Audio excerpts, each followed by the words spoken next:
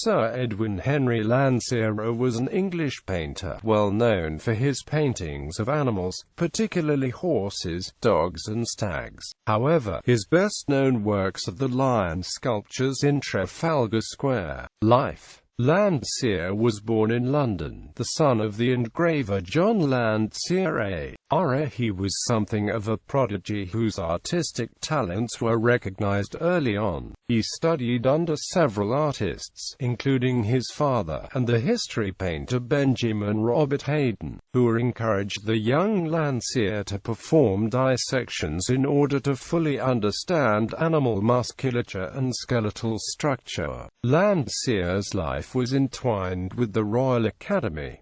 At the age of just 13, in 1815, he exhibited works there. He was elected an associate at the age of 24, and an academician 5 years later in 1831.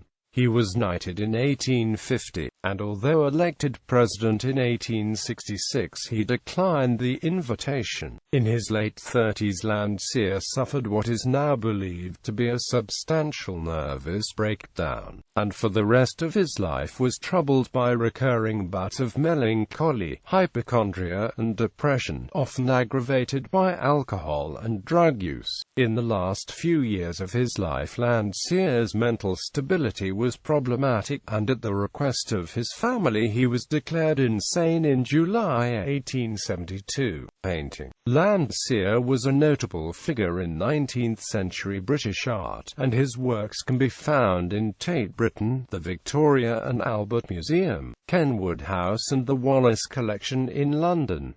He also collaborated with fellow painter Frederick Richardley. Landseer's popularity in Victorian Britain was considerable, and his reputation as an animal painter was unrivaled. Much of his fame, and his income, was generated by the publication of engravings of his work, many of them by his brother Thomas. His appeal crossed class boundaries. Reproductions of his works were common in middle-class homes, while he was also popular with the aristocracy. Queen Victoria commissioned numerous pictures from the artist. Initially asked to paint various royal pets, he then moved on to portraits of gillies and gamekeepers. Then, in the year before her marriage, the Queen commissioned a portrait of herself as a present for Prince Albert. He taught both Victoria and Albert to etch, and made portraits of Victoria's children as babies, usually in the company of a dog. He also made 2 portraits of Victoria and Albert dressed for costume balls, at which he was a guest himself. One of his last paintings was a life-size equestrian portrait of the Queen, shown at the Royal Academy in 1873, made from earlier sketches.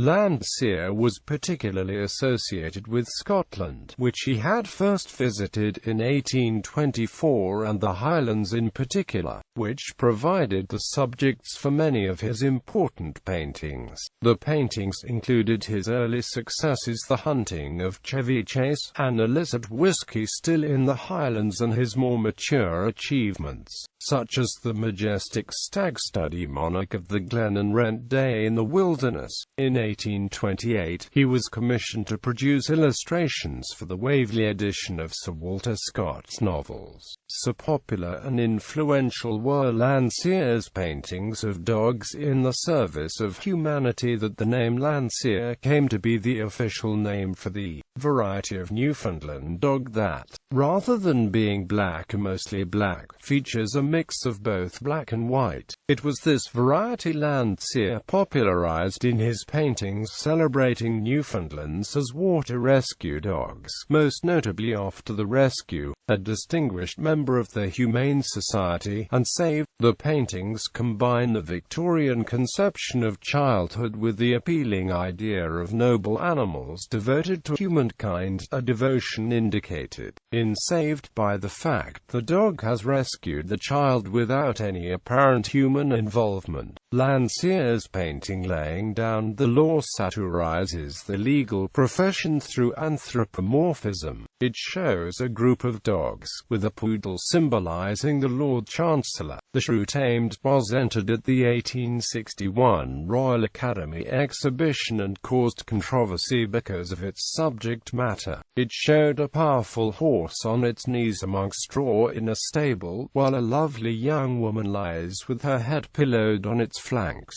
lightly touching its head with her hand. The catalogue explained it as a portrait of a noted equestrian, and Gilbert, applying the taming techniques of the famous horse whisperer John Solomon Rarey. Critics were troubled by the depiction of a languorous woman dominating a powerful animal, and some concluded Landseer was implying the famous courtesan Catherine Walters. Then at the height of her fame, Walters was an excellent horsewoman and, along with other pretty horsebreakers, frequently appeared riding in Hyde Park. Some of Landseer's later works, such as his Flood in the Highlands and Man Proposes, God Disposes, are pessimistic in tone. The latter shows two polar bears toying with the bones of the dead and other remains from Sir John Franklin's failed Arctic expedition. The painting was purchased at auction by Thomas Holloway and hangs in the picture gallery of Royal Holloway, University of London. It is a college tradition to cover the painting with a Union Jack when exams are held in the gallery, as there is a long-standing rumor that the painting drives people mad when they sit by it. Sculpture. In 1858 the government commissioned Landseer to make 4 bronze lions for the base of Nelson's column in Trafalgar Square. Following the rejection of a set in stone by Thomas Milnes, Landseer accepted on condition that he would not have to start work for another 9 months,